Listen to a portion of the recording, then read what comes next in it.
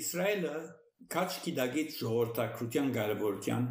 դասնամյակների վեր կգիրակե լուրջ ծրագրված վերաբնակեցման քաղաքականություն։ Այսպիսի համագարկված ծրագրերու բացակայությամբ Սուրիայեն եւ Լիբանան եկած բազմաթիվ հայրենադարձեր քաղտեցին արևմուտք։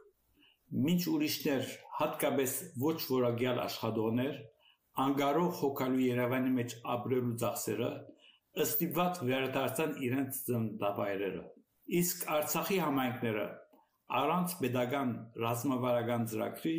ներկայիս ցիրուցան են։ Վերադառնալով Իսրայելի, երբ Եթովպիա 1991-ին քաղաքական խառնաշփոթի մեջ էր, Իսրայել եւ հրեական Սփյուռքի զանազան գազམ་ագերբություններ միասին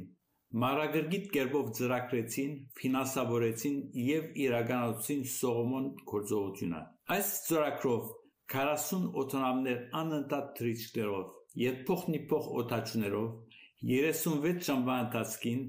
14325 եթովպիացի հրեա փոխադրեցին Եթովպիայի Իսրայել։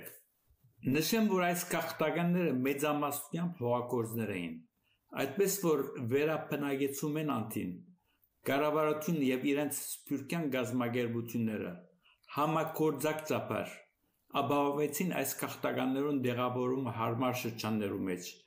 ապահովելով յուրաքանչյուրի աշխատանք իր մասնակցության համեմատ։ Միաժամանակ ուշադրություն դարձրին պահպանելու անոնց համայնքային միականները, այսպես իրար մեջ բաժնելով մեկ գյուղի բնակիչները, այսպես նպաստելու քաղաքականներու հոգեկան բարօրության։ Կամ մգավոր չեմ հասկնար։ 100 տարի առաջվա պայմաններու մեջ ցեղասպանության վերաբրողներ Սուրիո, Լիբանանի, Հայաստանի մեջ վերականգնեցին իրենց համայնքները նոր Այնտաբի, նոր Մարաշի, նոր Սիսի, նոր Հաջենի մեջ։ Արդյոք ինչու Հայաստանի գայացած պետությունը չնախացերնեց նույնպիսի համագարկում, որ Արցախեն դերանված հարազատներ եւ հատկապես աշխատանոցներ փոխանակցվելու վերականգնեին եւ նպաստեին Հայաստանի տնտեսության։